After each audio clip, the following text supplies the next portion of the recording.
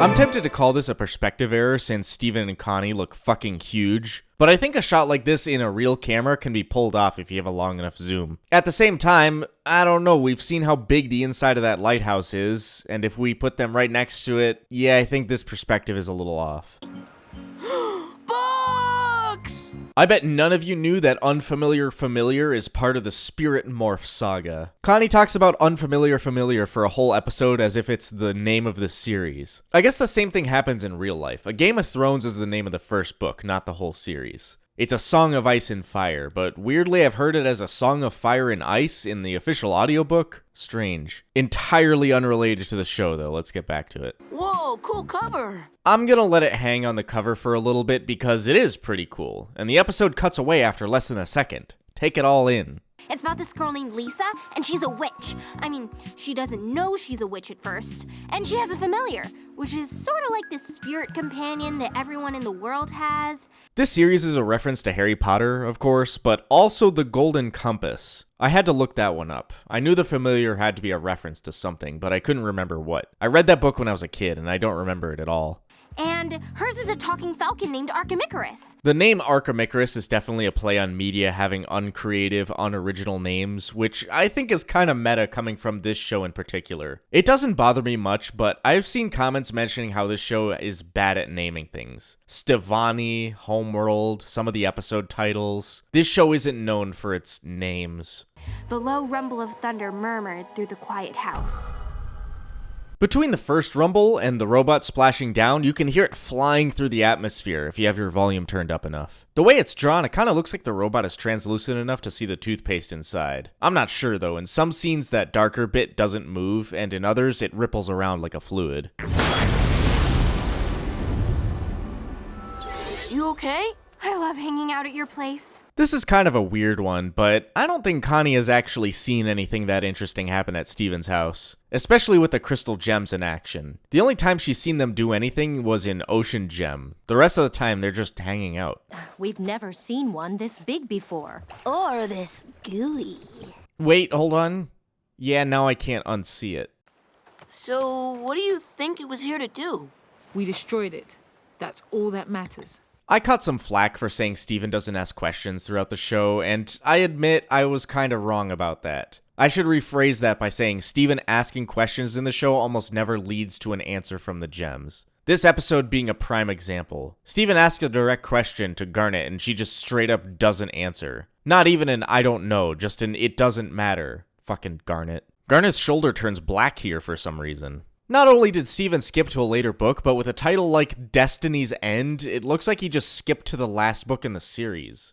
You're reading them in order, right? There's an order! This is so real. I always have to look up the order of the book series because 9 times out of 10 they don't have the number anywhere on the cover. Not to mention the books Steven's read before. The No Homeboys probably doesn't have a rigid order. Overneath is a word I didn't know I needed in my lexicon. 2 whole seconds of Pearl's room on screen. That's a pretty substantial amount of time at this point in the show. It's another one of those things! It landed on Mask Island. Come on! Mask Island, the one from Island Adventure, gets named for the first time here. I think they say that name like twice in the whole show. That also debunks my theory that Mask Island is in the Pacific Ocean, which in turn reinforces my other theory that Mask Island is the living island they mention in Catfingers. When it was alive, it would travel between different continents and pick up all sorts of plant species. Come on! Connie, I'm gonna call you back! You know what's interesting? This is the exact episode where the gems stop leaving Steven behind to deal with things like this. Before, they had to plan out these missions and decide if it was safe to bring Steven. Starting in this episode, it seems like bringing Steven is the default now. Kinda cool to see. Maybe not character development, but development of Steven's position in the crystal gems. Wait, you're telling me that we're into spring already? Wasn't it New Year's last episode? These are new leaves on these trees. How much time has passed? It's like April or something. I'm just confused about one thing, though. What's that? What is a familiar? You know, I'm unclear on this too. In D&D context, I hardly know the difference between a familiar and an animal companion. I guess it's a fictional book and a fictional show. It could be anything the fictional author wants it to be. Was that another one of those marble things? How far away from Beach City does Connie live? I ask this because I don't think a sound like that would carry well over a phone, making me think Connie heard it at her house. Also, that would mean everyone in, like, the whole county is hearing when one of these enters orbit. When Garnet's door opens here, it's level with the ground, but every time we see the door in other episodes, it's a set of stairs. Wait, no, I'm wrong. It's just a ledge, and it's not actually that high up. Yeah, that seems reasonable, actually. I just don't know why the door would open up to a drop-off. That seems dangerous. Gem Temple's not really up to fucking OSHA codes or whatever. What is Garnet doing here? I mean, obviously she's using her future vision, but she's never stanced up like this to do it before. Stop coming here, you stupid balls! I wish this was more clean of an audio clip of Pearl saying balls. That could have been the greatest exploitable audio clip this show has ever had. Especially if you paired it with this following line. They just keep coming and coming. Also this one from earlier. We've never seen one this big before. But I've got you guys to tell me about gem stuff. If only the Crystal Gems told Steven about gem stuff more often than, like, once a year. Seriously, I think Steven learns more about gems from Peridot than the rest of them. We can't fight these things forever. Well, we can, but I don't want to. I fuck with Garnet's energy. You can operate at 100% every day, but that gets real old real fucking quick. How are they staying on top of this thing at all? Like, there's nothing to hold on to. It's totally smooth. This is a cartoon. They've got cartoon physics. This is such a non-point. Shut the fuck up, me. Oh, why here? This site has been damaged enough by the gems that were incubated here 6,000 years ago. 6,000 years ago! That's the first time that number has been mentioned. That would have been around 4000 BC. Just for reference, around that time, human people had made it across the whole world, and the Sumerian and Egyptian civilizations were already established. Everyone had agriculture unlocked by then. This shot of Pearl's spear going back in did end up becoming an exploitable meme. It seemed like this was Peridot's objective when she came to Earth personally, but how would she have pulled off opening the elevator thing without one of these big toothpaste robots? Or would all of the little ones have been able to mush back into one big one? This shot of all the gems' teeth really freaks me out. I'm a sucker for these diagonal Half-Life cargo elevators. I don't know what it is, but it's an awesome aesthetic. I suppose it is just nostalgia for Half-Life. Other than on Peridot's outfit, this is the first time we see a yellow diamond emblem on the hand pedestal here. It makes sense because Yellow Diamond was the one spearheading this operation after the Gem War. Is she trying to reactivate the kindergarten? Doesn't she know it'll destroy all life on Earth? Yeah, I think she does know that. I guess new viewers wouldn't, though. I don't think it was that spelled out in On the Run. The kindergarten would have destroyed all life on Earth, goddamn. This gem tech is simply archaic. I don't know.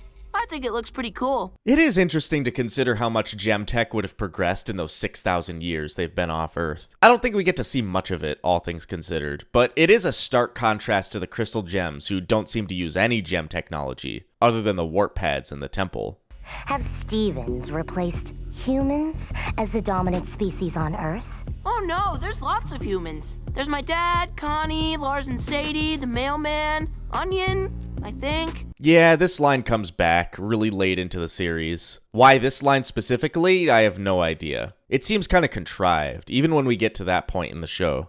What are you doing? Just picking up where we left off. The way this is all presented is definitely a red herring. It's definitely set up to be that Peridot is reactivating the kindergarten, but new viewers don't know that she's talking about an entirely different project. A gem!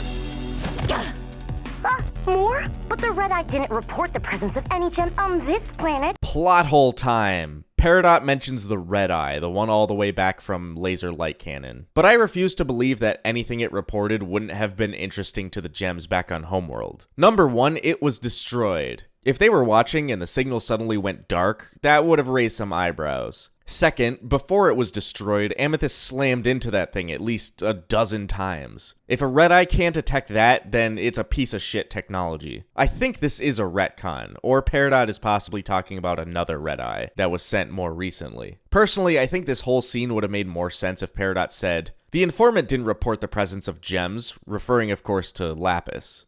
Are you the reason the Homeworld warp is down again? Is this your bizarre icon? Did you just have that pulled up and ready to show them? Damn, that gem tech is fast. Because we are the Crystal Gems.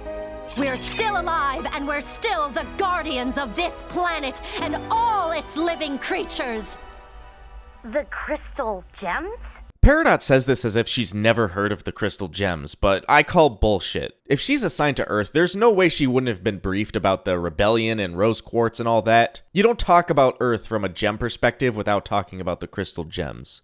I'm gonna pause on this frame for a rant somewhat unrelated to this episode. This show is famous for drawing characters off model. Maybe infamous is a better word. This frame and other exaggerated drawings like this doesn't bother me. There's a huge difference between cartoony drawings like this and sloppy drawings. This drawing is fine because it was clearly intentional. When a character suddenly changes height between shots, like in last episode, that's clearly a mistake. It's a question of how professional a production looks. I feel like there's a standard the show can be held to as something that aired on cable TV. But yeah, this was a pretty bad idea. Aw, man.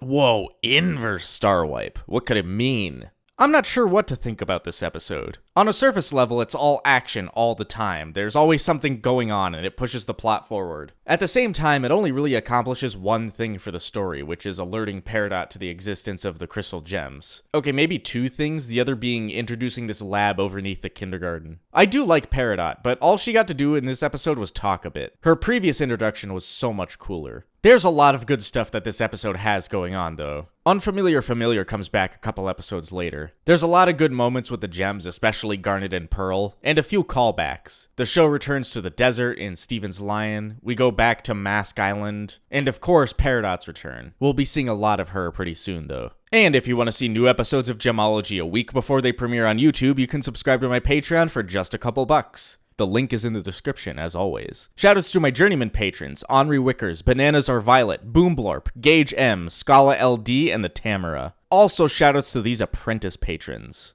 Next episode is a Pearl episode, Rose's Scabbard.